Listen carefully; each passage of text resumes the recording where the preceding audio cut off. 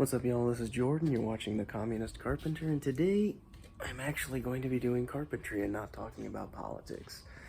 So what I'm going to be doing today is making a posterior chain developing machine. So you'll be able to do hyperextensions, reverse hypers, and glute ham raises or Nordic curls on them. So basically this is not going to be like a big thing as we have limited space here in the garage. So what I'm going to do is I'm going to make it to sit on top of these rack pins, so I'll be able to put it there in the corner, and when I want to use it, just set it on top of the rack pins and be able to use it. So here we go. So the first thing I went ahead and did was measure the length of these rack pins, and I measured so to the very edge of this pin I'm gonna go 3 inches wider than that, so that I can have a piece of 2x6 to sit low enough so that the platform I put on here doesn't rock back and forth and can't come off of these pins. And the width is going to be exactly from this post to this post, so it's nice and tight and it's not going to slide around when I'm using it. So I've got this 1/2 inch sheet of plywood that I had cut at Lowe's. I measured the rack up and the dimensions, and I had them cut it at Lowe's because they have a really nice panel saw there, and I already checked it and it fits perfectly in there. So just have them cut it at Lowe's and yours will be perfect. So all I'm gonna do now is build a frame, 2x6 on either end, and then 2x4 for the lengths.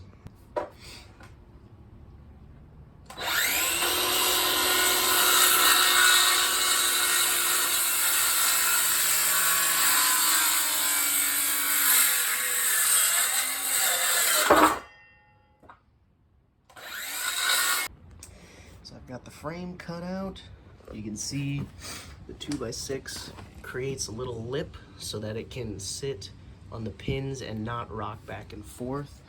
Now I'm gonna get a couple deck screws in there. I like 3-inch deck screws because they have the torque head bit, a lot easier than the Phillips bit, trust me. Phillips bit will fucking drive you insane trying to screw it in wood. Torque head is a lot easier, so please go with deck screws. So I've got the frame built, the exterior frame. It's looking good. I'm about to cut 2 more pieces for the inside. This is going to be for the Nordic curl or glute ham raise portion. But I made a mistake at the store. I thought these were just regular 8-foot 2x4s, but they were 93-inch pre-cut studs for framing. So instead of being 96 inches, it's only 93 inches. So I have literally just enough for my particular dimensions. You can see I've got about a heavy 1/8 of leftover material. So when you're at the store, make sure you get the 8-foot studs, depending on your dimensions, because you might not be as lucky as me. Okay, so what you're gonna do next, after you've cut your other 2 identical joists, is you're going to mark halfway along the 2x6. And then what you're gonna do is mark 3/4 from the center line on either side. So I marked 3/4 this way and 3/4 that way to create 1.5 inches. For those of you who don't know, 2x6 and 2x4, 2x8, 2x10, whatever, 2x material is exactly 1.5 inches thick. So you're going to put these 2 joists, just a second, just like that, on either side of this line, because there's going to be a 2x4 going right in between them for the Nordic curl part that holds down your ankles. And this is also going to help kind of house and support the pendulum for reverse hyperextensions.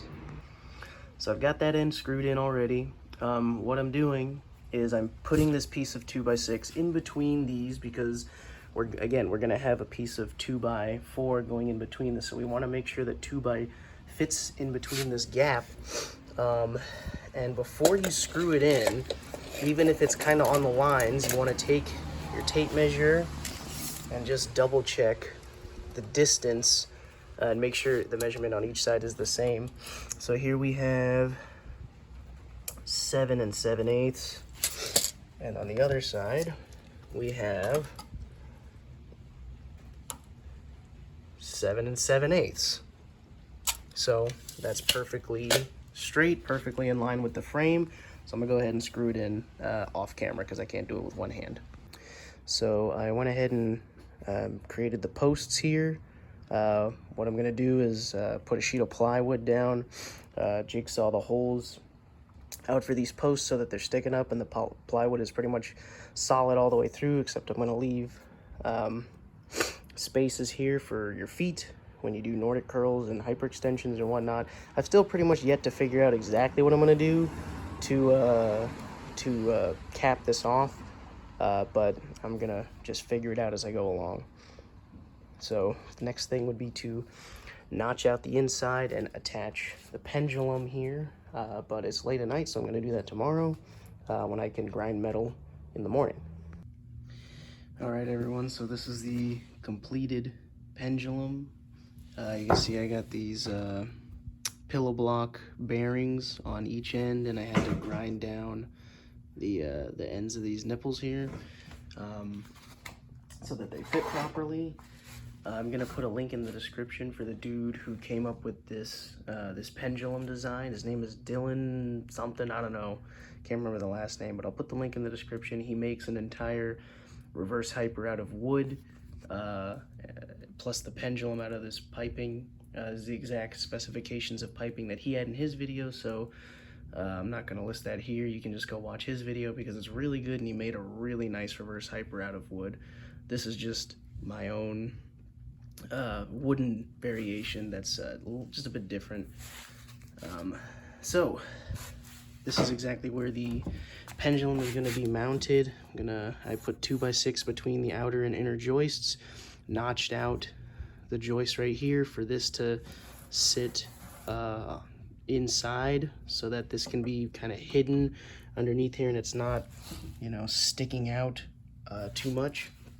So what I'm about to do is I'm about to put the bolts. These are 2.5-inch bolts, carriage bolts, and I'm going to burr the opposite side, the top side of this, with a paddle bit so that the head can sink in there just a little bit, and then I'm gonna finish the rest of it with a drill bit to so the bolt can go all the way through, and I'm gonna put a washer, lock washer, and then a nut on the ends of each of these so that the pendulum can sit in place and be real strong.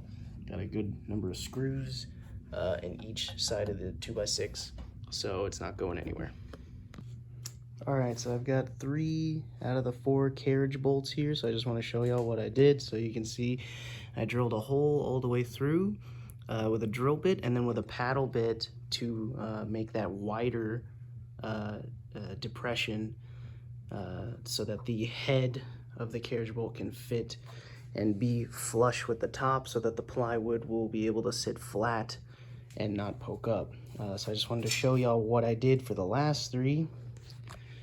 What I did was the drill bit is just, you want to go with a drill bit just small enough so that this can just thread right into the wood. Now you probably won't be able to do it all the way with your hand, so if you got some channel locks or some vice grips, you can just clip it on and twist it until it goes all the way through. Obviously, you know, you'll only be able to get so far this way with the channel locks before you have to go and twist it on the other side to get it all the way flush. All right, everyone, so carriage bolts were a bad idea. I forgot that carriage bolts can't be held down on this end, so when I tried to tighten it, it just spun.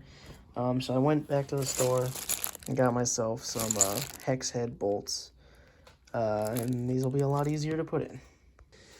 Okay, everyone, so I fixed the issue. I attached some lag bolts. Not lag bolts, but you can see they have the hex head, so I was able to use a ratchet to tighten them down. It's very strong. I notched this right here for this to sit in. And I made a notch right here on this end for this big T to fit inside. And I still need to notch that little area right there for the rest of that to sit in. And I do need to cut this pipe down a little bit. I already cut that other pipe down a little bit, but it is like 11 o'clock at night. My family is sleeping. So yeah, I'm gonna have to call it a night for now. It's probably gonna take another 2 days at most to finish this project. Oh, also, for this middle pipe to fit in to here eventually, I had to take that middle post out that was right there, just like that one. But I'm just gonna have to shorten it a little bit so that this can sit in this little recess here, but that post is still gonna be there in the front. I just need to figure out exactly how it's gonna go on there. Okay, everyone, so I finished notching out this, and you can see it sits completely flush with the bottom of the 2x4. The only problem I have is the pillow block bearings, how they sit up a little bit. So I'm probably gonna cut a little piece so that when I slide it onto my rack, it just glides right over and doesn't slide on the pillow block bearings at all. I also reattached the center post. I had to notch it out, or shorten it, so that the, oh, there's a screw sitting there. So that the pendulum just sits right on top of it there. Yeah, so all's left to do now is, well, first I want to create a little lock system here so that I can just close this and it will not come out, and then just release it for when I want to use it, and then putting the plywood on top of this, on the sides, and then on the top of these posts. Yep, coming together. Okay, so we just got the layout for exactly what we're cutting out so that this piece of plywood will be able to sit flat on top of that. There will be some holes right here between the posts for your feet to be able to go for when you do Nordic curls and hyperextensions. So I'm gonna cut it out and we'll see how it goes. Okay, everyone, so I cut out a 1/2-inch sheet of plywood. Notched out these holes, so those 2 big gaps are where your feet are gonna go for hyperextensions and Nordic curls. Now I'm gonna place some 2x4 blocks in between here, connecting all of the joints together so that the whole structure is a lot stronger, especially when you're using heavy weight. But I got all the pieces here cut. I just ran out of screws, so yeah. And then what I'm gonna do, it's pretty much ready for use now, except for the lack of 2x4s right there. But once I get that in, it's ready to use. But some other things that I want to do is, once I get the extra 2x4s in here, is I'm going to put some plywood connecting the sides and the back. But obviously I'm going to leave the front open so your feet can go in there. I might put some little holes in the side for your hands to grip for when you're doing reverse hypers. On the back here, I still need to put those triangle pieces for this. And I definitely want to put a latch system here so that this doesn't swing out when you're trying to move it about and you don't want it to move around. But other than that, it's pretty much ready to be used for reverse hypers at least. So, yeah. All right, everybody, so here's the finished product. As you can see, I put little 2x4s connecting all these so you can stick your feet in there, do some Nordic curls and some hyper extensions. It fits perfectly on the rack. I put these little triangle pieces here because the pillow block bearings and this little lock system for the pendulum were sticking below this. So when you slide it onto the rack, it just kind of goes over there. Now, it is kind of a pain in the ass to lift up and get onto the rack, but it's a first model, so, you know, we'll see. As you can see, here's the little lock system under here. I'm sorry it's so dark. You just push this up, slide this down. Poop. And there's the pendulum right there. Very nice. When you don't want to use it, you push it back up. And it's easier to do this with 2 hands, but it just locks up in there. So that's pretty epic. Yeah, y'all, that's pretty much it. I'm gonna take a couple of videos of me doing stuff with it, and then I'm gonna post it.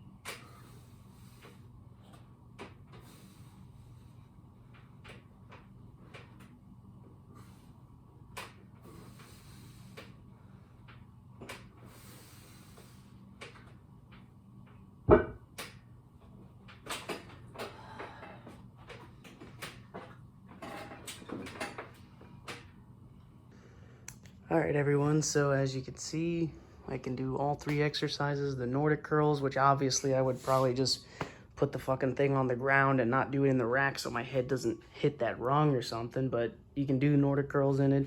You can do the hyperextensions, you can do the reverse hypers, all no problem. The only issue, which I knew was going to be an issue, was the hyperextensions. I was worried about the back coming up. So I had my wife hold it down while I did a couple reps with a 45-pound plate. It was fine. I had her let go of it, and I was still able to do it with the 45-pound plate, and she was watching. The back didn't come up at all, and then I even had her lift the back as I was doing a couple reps, and she was able to lift it. So when you're doing hyperextensions on this, make sure to have a plate right here to hold it down. If you're not a fucking elite level power lifter, weight lifter, whatever, you're not going to be using enough weight to lift the back up with a fucking 45-pound plate on the back there. So, you know, and even if you are, just slap another plate on top and you should be fine. That's pretty much it, everyone. If you have any questions about building this thing, or any improvements on the design, let me know, because certainly this thing could definitely be improved. It's pretty fucking cumbersome. It's kind of a pain in the ass to get up in here, but once it's up there, it works perfectly. It's very solid, very strong. That's pretty much it. Peace, y'all.